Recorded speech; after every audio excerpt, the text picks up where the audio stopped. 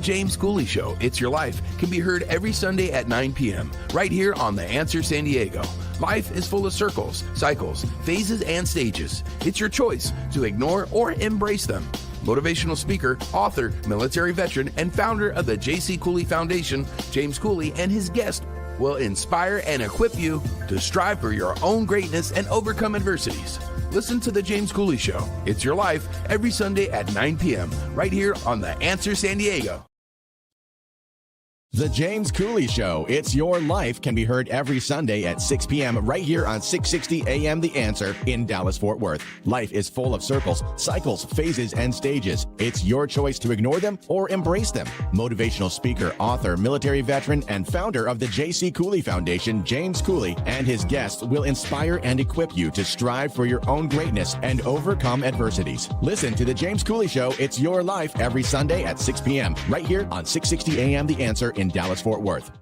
The James Cooley Show, It's Your Life, can be heard every Sunday at 6 p.m. right here on The Answer. Life is full of circles, cycles, phases, and stages. It's your choice to ignore or embrace them. Motivational speaker, author, military veteran, and founder of the J.C. Cooley Foundation, James Cooley and his guests will inspire and equip you to strive for your own greatness and overcome adversities. Listen to The James Cooley Show, It's Your Life, every Sunday at 6 p.m. right here on The Answer. Yeah. Dr. James J.C. Cooley. The James Cooley Show. It's your life. Yeah.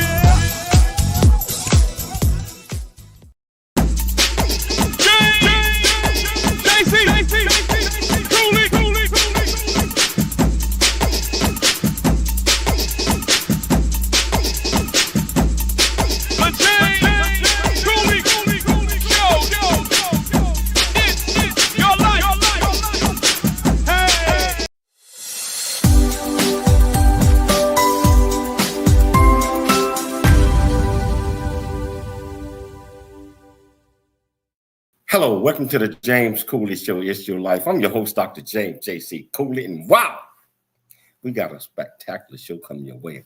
I'm just going to tell you right now, you might want to go and grab you about 8 bags of popcorn and get ready, because this guest that we got coming on the show is sensational. No, Michelle, I'm not going to give it away. This guy does so many things and already have done so many things. And I am excited to have him on this show.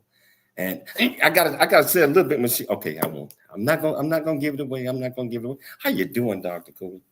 I'm doing good, James. How are you? I am doing just fine. I'm ready to go back home. Back to my lifetime fitness. you know. I do miss my classes. That's actually where we met the guest who's coming up today at Lifetime Fitness. See, I was getting ready to give it away, but then you already done gave it away. So, but no, I didn't say his name. I just said this is where we were introduced to him. Oh yeah, and he's an absolutely fantastic, sensational guy, and he's a young guy, and I like seeing folks that go out and do things and help enhance others. And making sure that they are able to fulfill whatever dream that they have or have some type of direction. So I'm excited about this. Another thing I tell you, California is beautiful. It's nice being back here. I think we're going to spend a lot more time here. I don't know. Yes. Yeah, and traveling. But I want to get back home because we've been on the road almost about 6 weeks, something like that, all overseas. We need to sit down and relax and go back to Lifetime Fitness. So, well, you know what? I'm just excited. Let's just about the show today.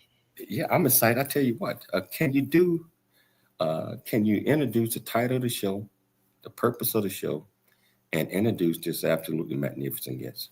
Most definitely. So today's title is From the Cubicle to the Couch. We're having a conversation with Dr. Anthony C. Jones. He's a strategic leader, educator, and retired U.S. Air Force veteran. He's going to talk about telework versus telecommute. a historical perspective and how people are the greatest asset in employer branding and talent attraction through sustainability. Agile work-life models increase productivity and workforce stability. He's going to discuss those. So again, he is a strategic leader, educator, and recently retired U.S. Air Force veteran with over 20 years of proven expertise in organizational development, leadership, and workforce transformation.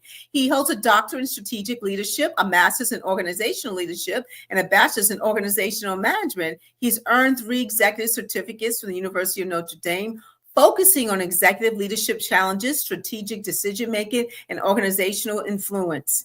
During his Air Force career, he spent 16 years in reserve recruiting, training, coaching, and developing over 200 professionals in diverse regions. In his final role, he led a high-performing department, 98 employees across 19 states from Minnesota to Louisiana, fostering cohesive performance and mission success in geographically dispersed teams. He's been a member of the board of directors for our homeowners association, has participated in various military boards focused on career development and advancement. He currently works as consultant for Judah Soccer Association in Warner Robins, Georgia, demonstrating his continued commitment to leadership, both in his profession and within the community. Let him tell you more about himself. Please welcome to the show, Dr. Anthony C. Jones. Thank you so much. Thank you so much. This is awesome. It's a pleasure to be here. How you doing, Dr. Jones? How are you doing? I'm doing excellent out here. I really appreciate it. Yeah, thank you so much. I had to kind of catch myself as Dr. Michelle Cooley was reading. I'm like, who was that person right there? I was like, all right. You know, man, I tell you, man, you have accomplished so much. I think you spent 22 years in the Air Force, right? Yes, sir. That's correct. Yes, sir. I did 22 years in the Air Force. As just mentioned, just recently retired and did 16 of those years in recruiting for Air Force. E9 for people that don't know that. That's how you can go in the listing rate. E9. That's correct. Yes, sir. I went E9 as well, but yeah, that's right. Man, can you tell our viewers and our listeners a little bit more about you, where you grew up, what made you click, and why you're so passionate about the things that you're doing? Oh yeah, absolutely. So once again, thanks for having me on the show here. A little bit about myself. I grew up in a military household. Parents travel around a lot. I travel around a lot. I got to see a lot of different people, a lot of different regions and different parts of the world. And just my curiosity on people, I didn't realize was such a passion for me until I got into leadership. And, that passion just kind of stirred in me as I advanced in my career. I had to learn between my military career and I coach football. So I love coaching football, and there's so many lessons that I've learned about myself and people and just how systematic things can be, preparation, how important that is, motivation versus inspiration, how important these things are in these different types of environments. And it really motivated me to say, how can I be the best version of myself for people that are under my care? And so from there, my passion just kind of took off, and I got into school and just kind of further my studies, trying to understand some of the technical aspects of teamwork and, basically industrial psychology and working with individuals. If I could share with you quickly, I was all into the leadership tip and just kind of understanding, how things flow. And it was in 2011, I was working, and my boss at the time, whenever I went to him, he didn't know the answers that I thought that he should know. And it was really frustrating. I was like, hey, you're the boss. You're the one that's supposed to have all the answers. And he didn't. But if I asked him, hey, let's go do a school visit, or hey, let's go visit this place over here or this place, he was all on it. He loved doing that. He loved being out. He loved socializing. And then it occurred to me that while there is a heavy emphasis on leadership, that followership can be equally important as well. And that in my role, in the position that I was in, it was important for me to be able to understand, how do I get the best out of my boss just as much as he's trying to get the best out of me. And that just added a whole different dimension to my perspective and to my thought processes and things like that. But those things went on, and come to find out, people are often more infatuated with how people handle power versus how they respond to it. So that just kind of generated my passion, and eventually put me on the stage where I'm at with you right now. Wow. You're right. It have to be done both ways. In order for us to be great leaders, we have to have been a follower. And hopefully whoever we're following and they're teaching us and leading us, that we are able to pull some great things from them, because I believe that we all have to create our own leadership styles, that the way that we deal with people, but we learn from several different folks. You said that your father was in the service as well?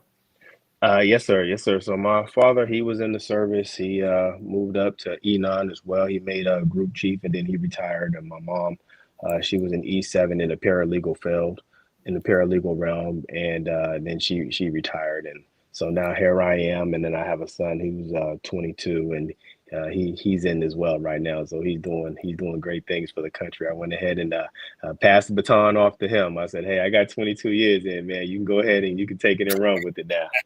So I told him, I said, he's going to run with it 90% or better on that PT test, though. So, yeah, he runs with it now. That's what it's all about, man. It's being able to pass. And a lot of times we hope our kids fall in our footsteps. My youngest son is in the Navy right now. Nice. Yeah, he's been in about 3.5 years now. He went in as a push button. Made E5 in a year and a half, less than a year and a half. Oh, wow. Okay. He's a fast burner. Yeah. And now he's preparing for E6, so I'm hoping. He said, "Dad, I'm gonna catch you and I'm gonna beat you." I love it, So I tell you what, Dr. Jones, we got to take a station break, but whichever platform that you're watching us on, whether you're watching us on E36 Television, Frankfurt TV, YouTube, LinkedIn, Twitter, Facebook, and over 80 other platforms, welcome to the show. If you want to be part of this conversation, all you have to do is just go to the platform that you're watching us on, to the comments area, ask any question that you might have. I promise you, we'll get you an answer. It's your life, and we'll see you shortly after the break. Welcome to Viridian Christian University, where faith and learning come together to transform lives. At VCU, we believe that education is more than just academics. It's about fostering a community of growth, integrity, and purpose. Whether you're pursuing a bachelor's, master's, or doctorate, VCU offers flexible, affordable, and 100% online degree programs that cater to your busy life. Our innovative platform provides a personalized learning experience, empowering you to thrive in today's ever-evolving world. Join a global community of learners guided by an experienced faculty who are committed to your success. With VCU, you're not just earning a degree, you're preparing for a future that integrates faith, leadership, and service. Viridian Christian University, educating with purpose, transforming lives. Learn more at ViridianChristianUniversity.com. ViridianChristianUniversity.com.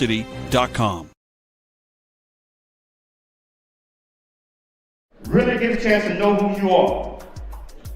And once you know who you are, you truly know who you are, love who you are.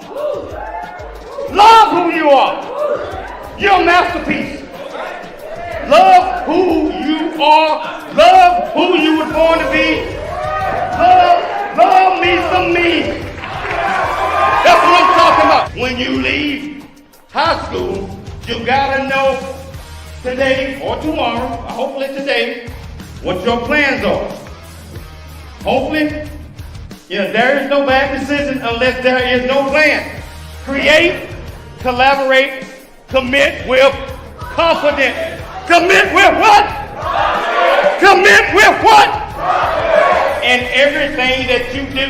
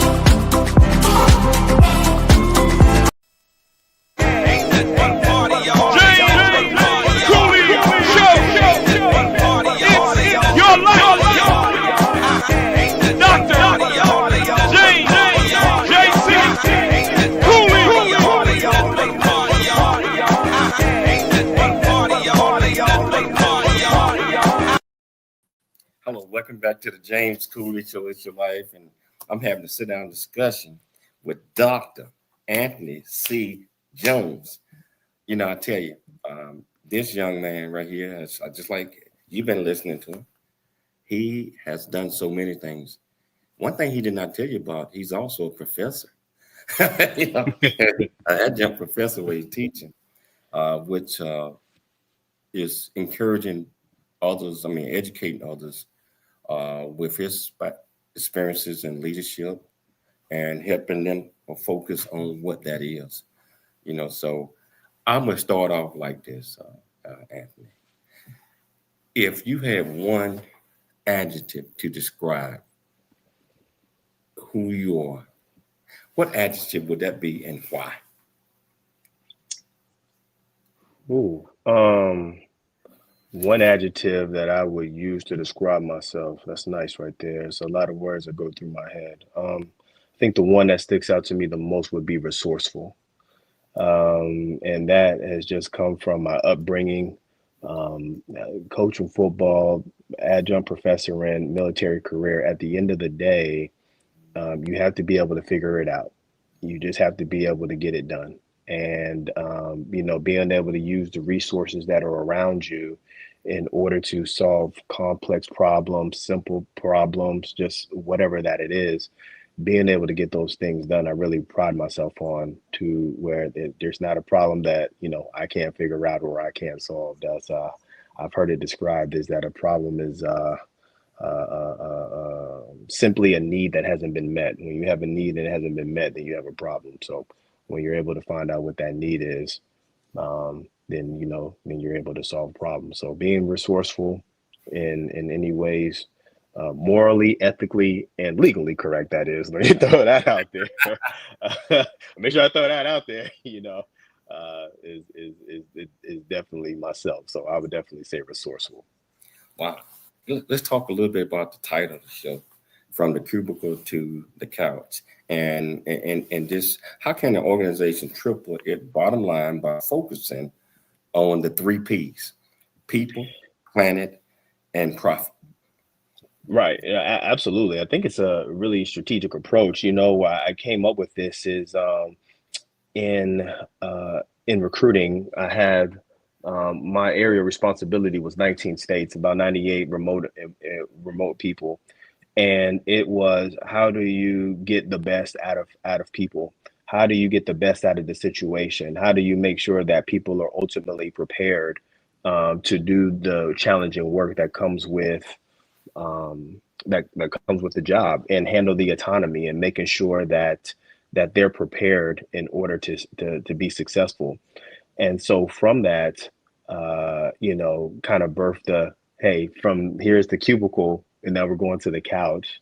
It really spawned a lot from when COVID hit, right? COVID jolted a lot of things into the future and made people realize that a lot of things that could probably be done in the office can be done at home.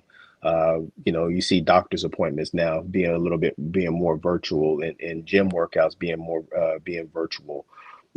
And so the way that we approached our work in recruiting specifically was, hey, while there is a healthy balance between being in the office and being at home to get things done, it is a way for it to be done and have your people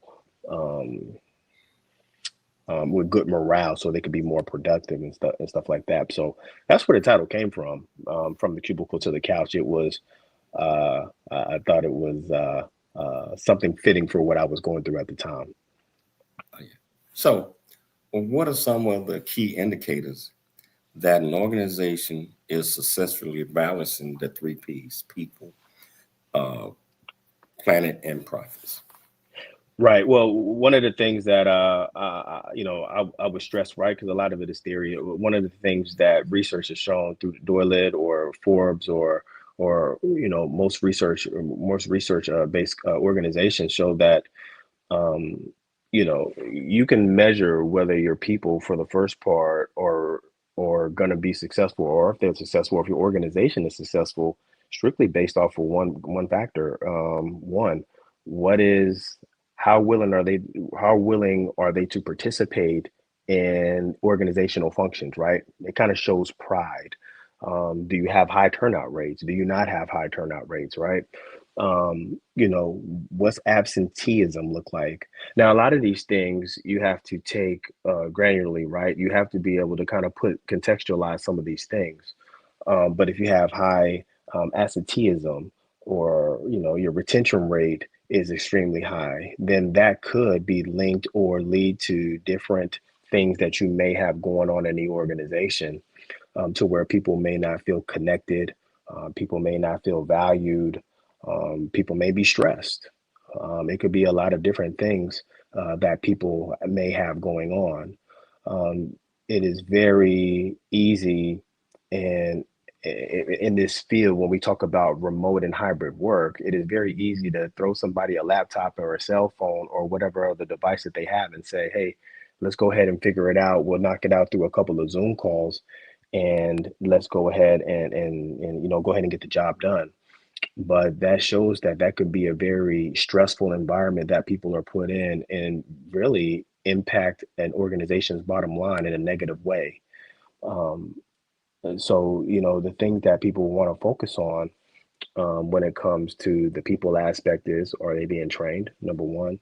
On the planet aspect, we see as more millennials and Gen Zs. Well, millennials are already ingrained in the workplace, but we get Gen Zs and the Alpha Gs that are coming in as well.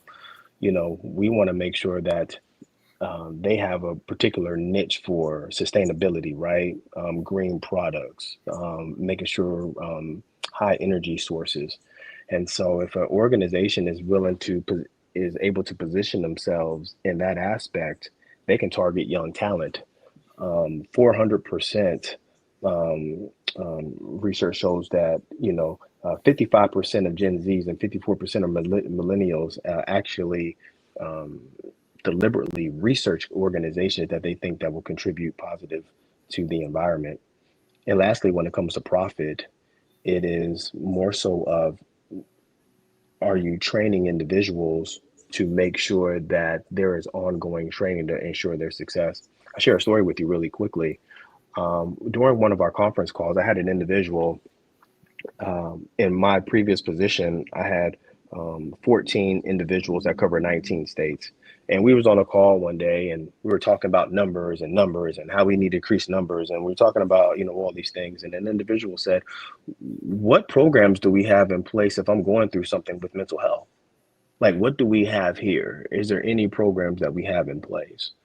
And that had a cause for a pause. While we have different resources that we can send people out to, there wasn't anything necessarily in place that we had in our organization to solve individual issues right there.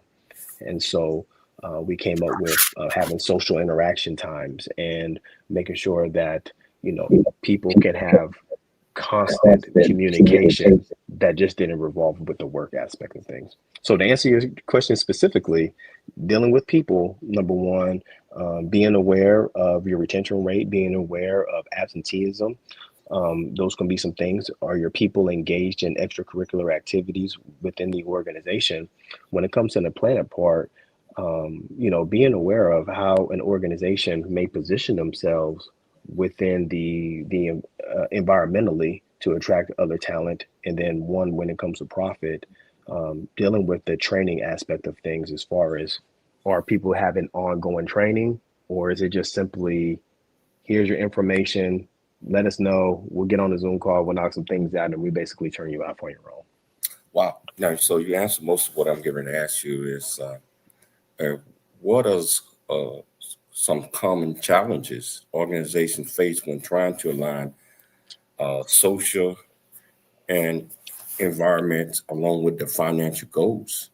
What I believe is sometimes they forget about the people. I mean, Yes.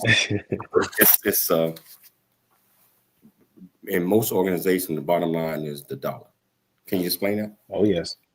Oh, yeah, no, absolutely. With competing interests, right? People have competing priorities. If we're trying to make $1 over here, we're trying to get our goal met over here. And sometimes the people aspect can maybe fall to the side.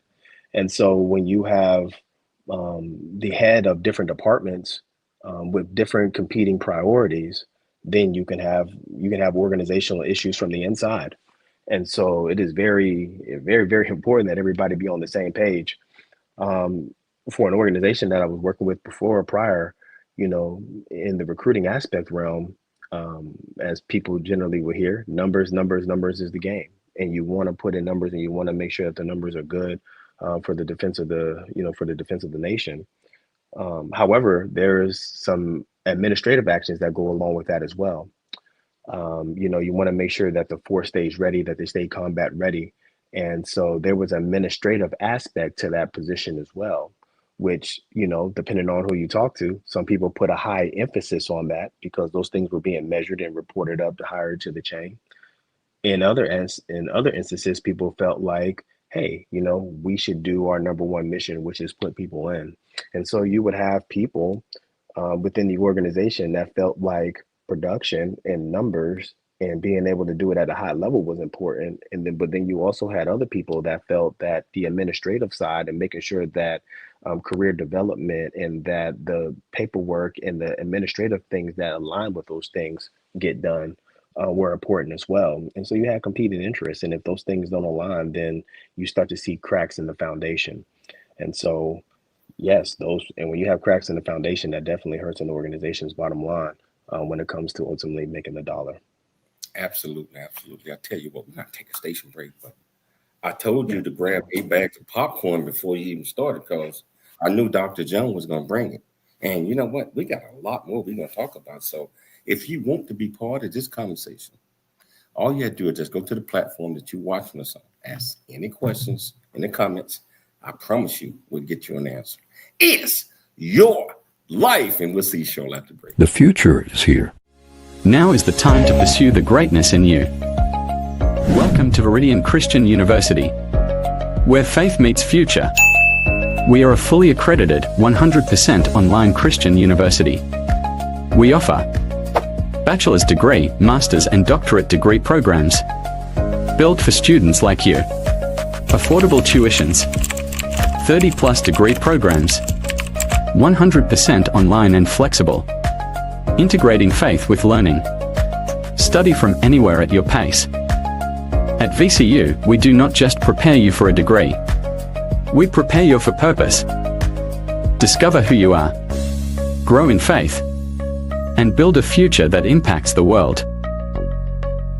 Are you ready to start your journey today? Visit www.viridianchristianuniversity.com. Apply today and be among the global leaders. A Black Man's Point of View is the newest Amazon.com #1 release and bestseller book from author Dr. James J.C. Cooley, featuring the perspective from 11 other contributing authors. In A Black Man's Point of View, Dr. James Cooley unpacks his thoughts and personal experiences about the challenges, stereotypes, and feelings of self-worth that many black men face today due to a 400-year ancestry rooted in slavery and colonization. Yet, how so many black men move forward despite this history. Most importantly, A Black Man's Point of View conveys that all men, regardless of race, creed, or color, are capable of love, respect, and dignity. Described as a map to a greater life from the heart of a man who's experienced life's misfortune and harsh conditions, James shows us how beliefs, convictions, and a healthy mentality can help propel a life worth living. A must-read for all. Order your copy of A Black Man's Point of View by author Dr. James J.C. Cooley today from Amazon.com or wherever books are sold. Noah Dingley here, producer of The James Cooley Show, It's Your Life. And the new audio version of James' book, Country Boy, City Boy, A Journey That Ain't Over Yet, is a must-have. James shares his true life story of struggle and success in America. It's both a cautionary tale and a roadmap to achieving the American dream. Get the new audio version of Country Boy, City Boy, A Journey That Ain't Over Yet by James Cooley on Amazon.com or wherever audiobooks are sold. You are gonna grow, but there's things in this world that you gotta know. To be the best that you can be, you wanna grow real big into a strong tree. To be who you're created to be, the one who's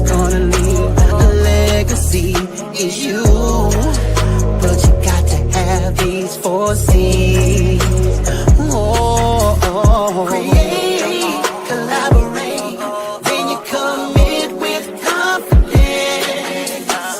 Create, collaborate, then you commit with confidence. It's the 4 C's. Gotta have it. Oh, yeah. It's the 4 C's.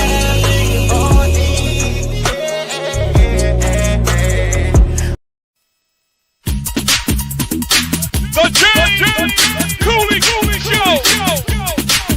It's your life. That's right. Okay. They caught me on camera. No, the 4 C's: create, collaborate. 4 C's: create, collaborate, commit with confidence. I wrote that, me and Charles, to bring out excitement and life. And I tell you what, that's what life is all about: is creativity, going out, collaborate with others, because you can't do it by yourself. Commit, you got to commit to something. When you commit, you got to commit with confidence. That's it. That's it. If you commit with confidence, just like this young man, Dr. Anthony Jones, if you just sit back and just listen to him, watch him, he's confident with everything that he says. And if you use the 4 C's: create, collaborate, commit with confidence, it creates the big C. And Dr. Jones, what you think the big C might be, man? You know what? I was just thinking about that right there. When I think about the 4 C's that you're putting together, I'm like, okay, it's kind of like the Power Rangers when they all come together. It's about to be something great or something, right? So I'm like, what's that big C right there? The big C is character. Ooh, it's all like it. Character. It's all about character, man. That's right. So yeah, we was talking. You and I listened to you about telework, telecommunicate. All that, because it probably evolved during COVID, just like you mentioned. Yes, sir. How does the concept of telework and telecommute evolve while there are other driving forces, at least right now, just trying to make sure that doesn't happen and everybody go back in the office? I believe that's going to create problems, like what you were saying. And people can do telemedicine, visit their doctors. I do it all the time. Oh yeah. Yeah. So what would you tell organizations that are thinking against that right now, and they just want people back in the office from a leadership perspective, which is going to cost, in my opinion, the organization a lot more money, or with a brick and mortar or desk and electricity and all that other type of stuff. That's some people don't take that into consideration. What are your thoughts from a leadership perspective on what leaders should be thinking about? Because I think it's more of, we should be thinking about our people. Also, the bottom line, that your 3 Ps. That's it. Before I jump into that, though, the character thing is really important. There's one thing that I've learned is that your talent will get you through the door, but your character will keep you there. And so, when you say that, the character is a really, really huge thing. So I definitely double down with you on that one. Douglas McGregor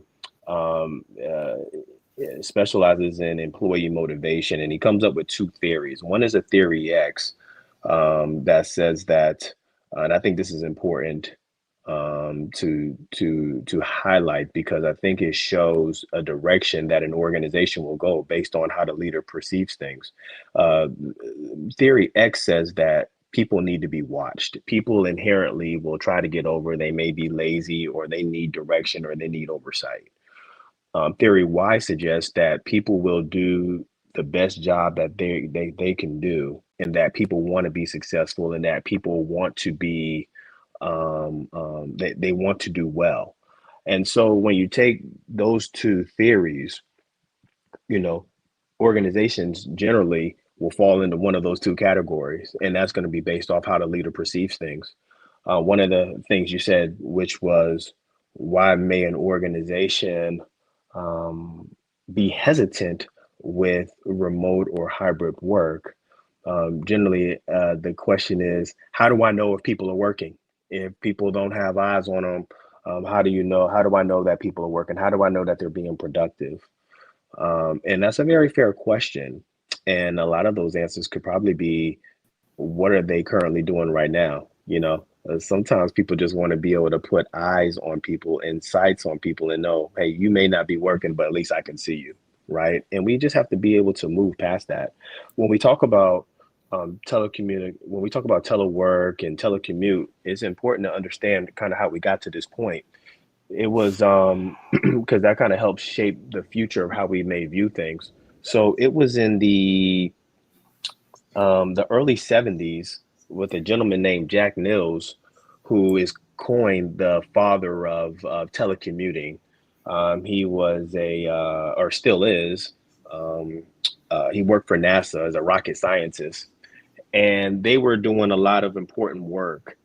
And so during one of the breaks that they had, they were, as he talks about it in an interview, you can YouTube it, you can see him. He talks about it on the interview, and he's like, "Hey, he was talking with an urban planner, and the urban planner said, "Hey, you guys can put rockets into space, and you can do all these amazing things, and all of that. But why can't you do anything about the traffic? Why don't y'all make the traffic go away?" And he said, "Wow, that's pretty good." And that sparked the interest of how could there could be a reduction in traffic. And therefore, you come up with, you fast forward a little bit, you come up with the invent of telecommunication, or excuse me, telework.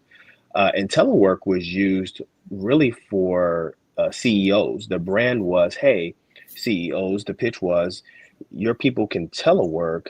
And what that's going to do is save you on overhead for some things earlier, Dr. Cooley, that you mentioned, as far as, some of the overhead costs, runability maintenance, and some of the other things, insurances that come along with that, liability risk, and et cetera.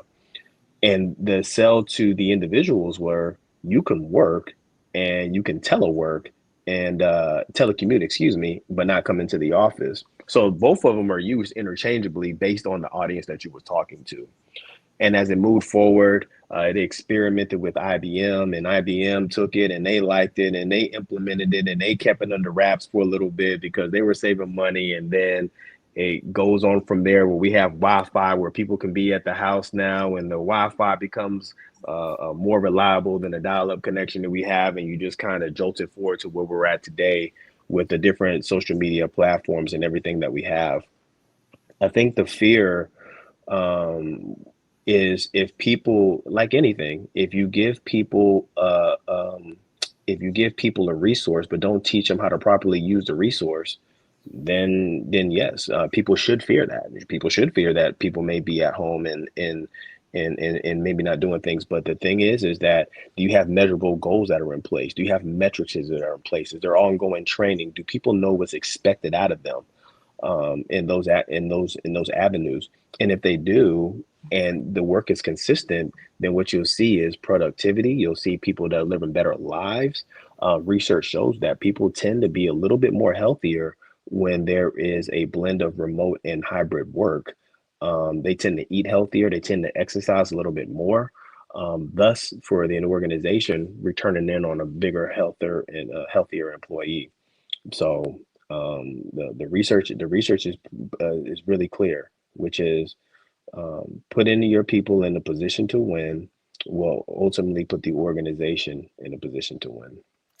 I definitely do. I agree with that situation. When people work from remotely, they're less likely to eat junk food because they have their home cooked food at home. They're eating healthier, and they're able to take the time out to exercise instead of being on the road driving to work. They can, walk in the morning or whatever it is they do, or run in the morning, or take a gym class. That's it. And definitely the feeling of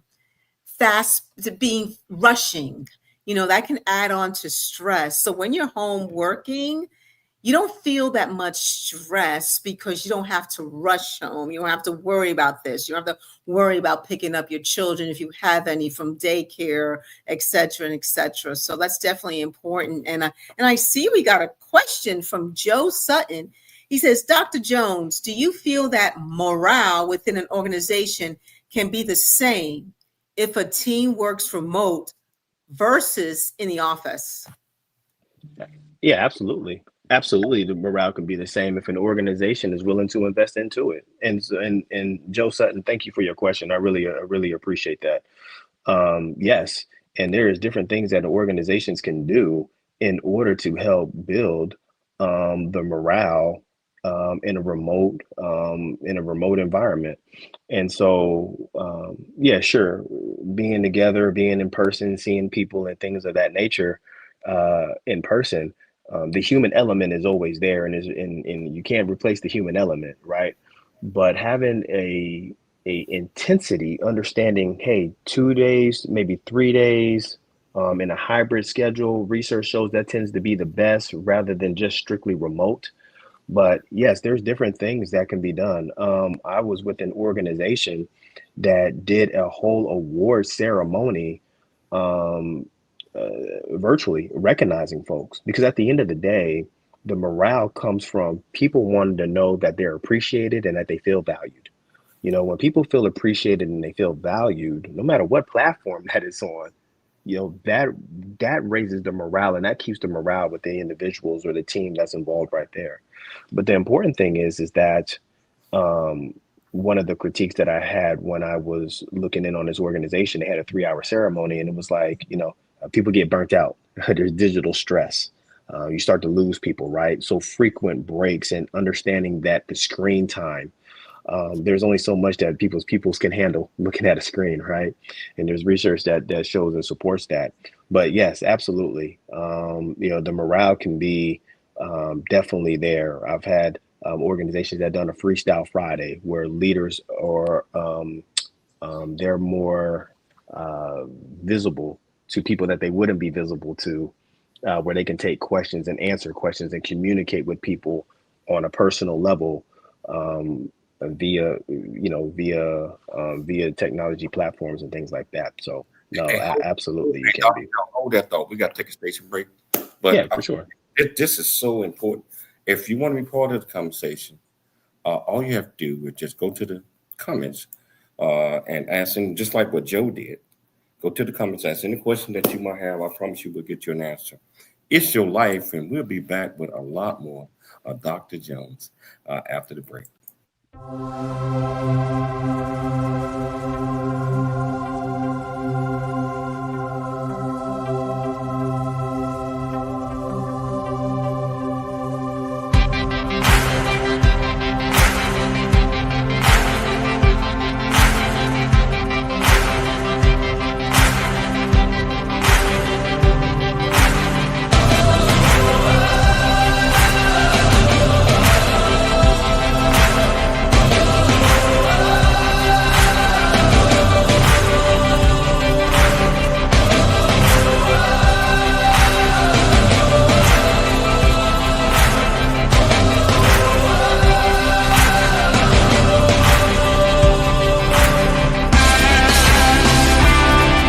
Dr. Michelle Cooley. Heart disease research saves lives. It's that simple. Thanks to medical advancements funded by the American Heart Association, more women are surviving heart attacks, strokes, and other cardiovascular diseases than ever before. But there's still so much work to do. Hi, I'm Dr. James J.C. Cooley, and I'm raising funds to support life-saving research because every heartbeat is worth fighting for. In honor of Women's History Month, please join me in support of the American Heart Association and women's health.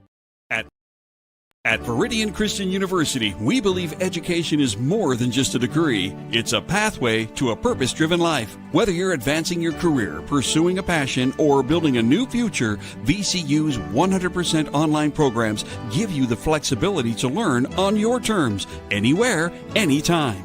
With expert faculty, personalized mentorship, and a faith-centered approach, you'll gain the skills, knowledge, and leadership you need to make a lasting impact. VCU offers bachelor's, master's, and doctorate degrees, each designed to empower you for success in today's fast-changing world. Join a global community of believers, learners, and leaders. Ready to start your journey? Viridian Christian University, transforming lives, empowering futures. Visit us at ViridianChristianUniversity.com. That's ViridianChristianUniversity.com. It's the James Cooley Show. It's your life. Dr. James J.C. Cooley. Yeah. Come on. The James Cooley Show. It's your life. That's right. Hello, welcome back to the James Cooley Show. Yeah, you guys caught me again. James Cooley Show, it's your life, and I tell you what, sitting back here having a wonderful discussion with Dr. Anthony C. Jones. This guy is incredible, and yes, you will be invited back to the show if your schedule permits. So yes, sir. But I want to talk about just Viridian Christian University, right? This university is, yes, I'm the chancellor. Yeah, but that's not why I'm talking about it. I'm talking about this because our university offers over 30 degree programs, bachelor's, master's, doctorate, and honorary doctorate degrees as well, in 30 different areas. And we are fully accredited.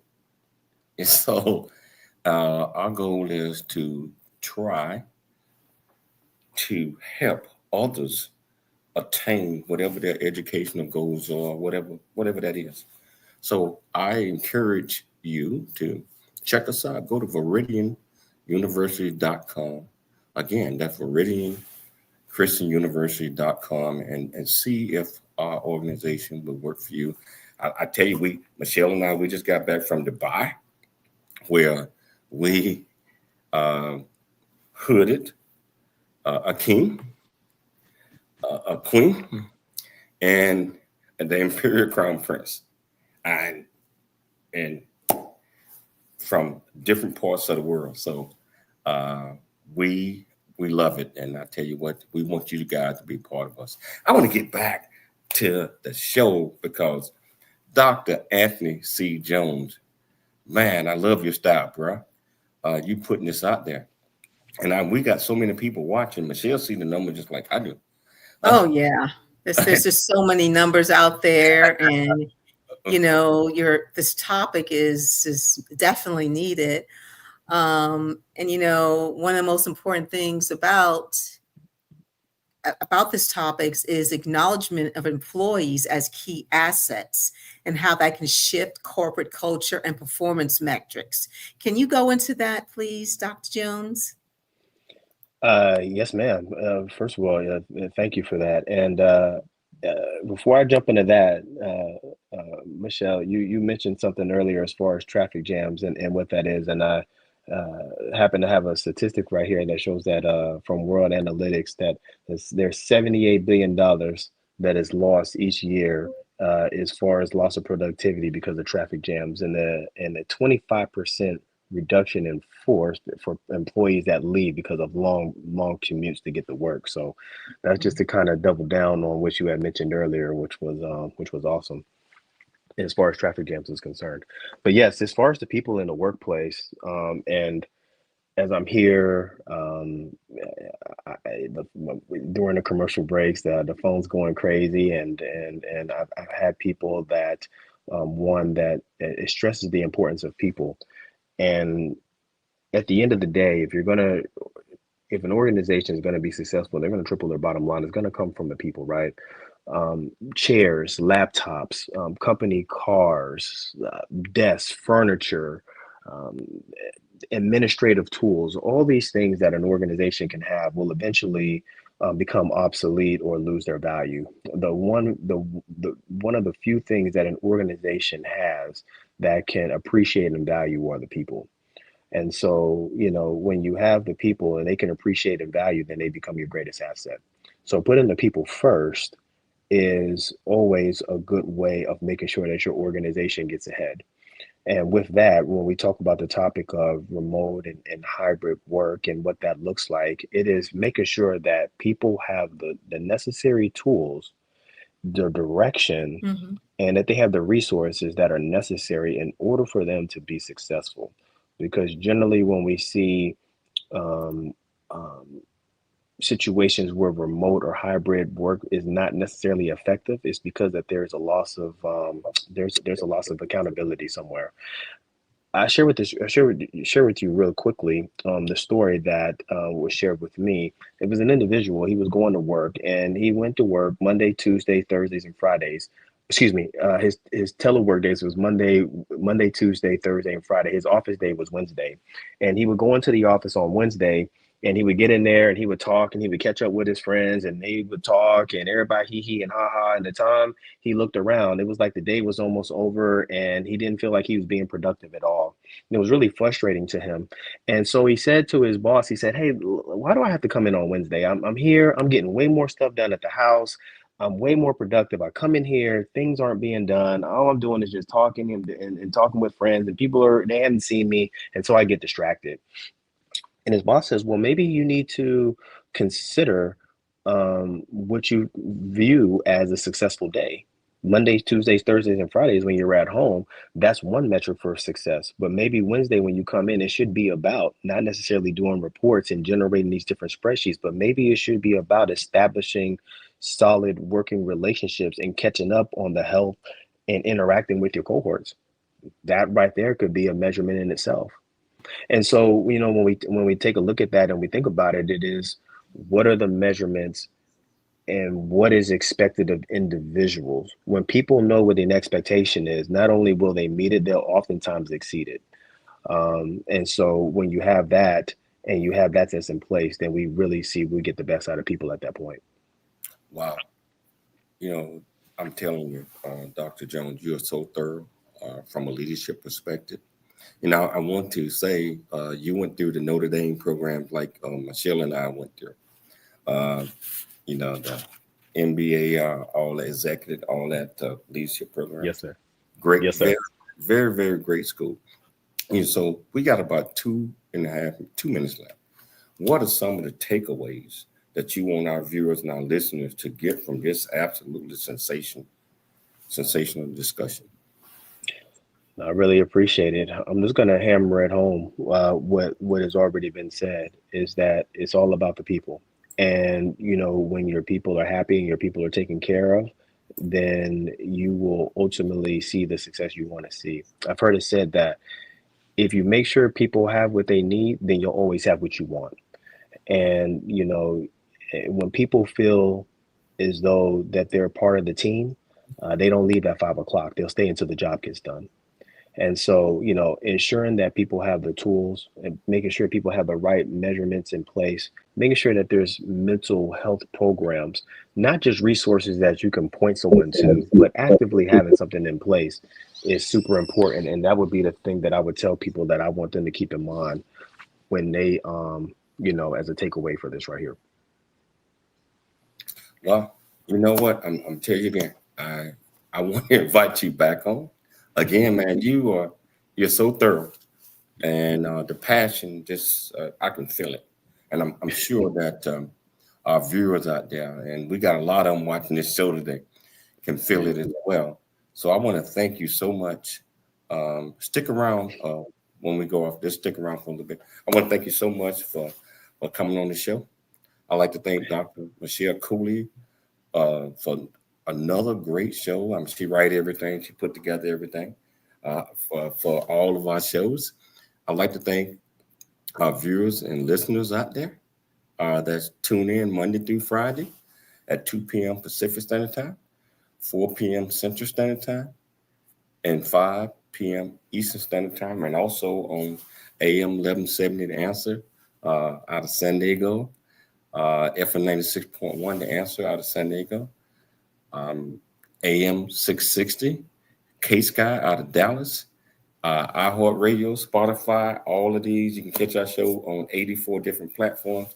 But most important, I'd like to thank our people out there for tuning in.